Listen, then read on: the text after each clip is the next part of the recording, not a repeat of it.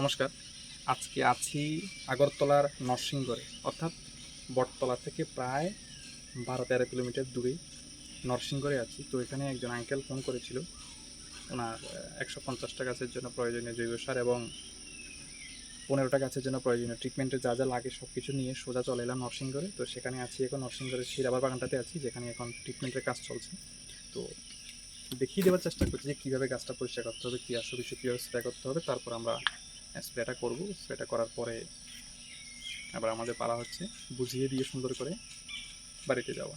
যাই হোক, আপনারা যারা যারা করতে চান তারা অবশ্যই নিচে দেওয়া নাম্বারে যোগাযোগ করতে পারেন। আমরা পৌঁছে দিয়ে এবং সর্বোচ্চভাবে সাহায্য করার চেষ্টা করব। ধন্যবাদ।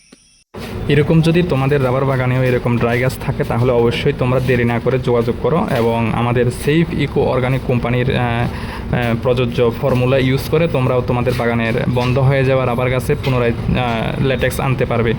আর আশা করি তোমরা সুফল পাবে। আর তাছাড়া ত্রিপুরা রাজ্যে যে পরিমাণ রাবার গাছ রয়েছে, প্রত্যেকের বাগানে কিছু না কিছু ড্রাই গাছ রয়েছে। তো সেগুলিকে ফেলে না রেখে সেগুলি ব্যবহার করো, তাহলে ভালো হবে।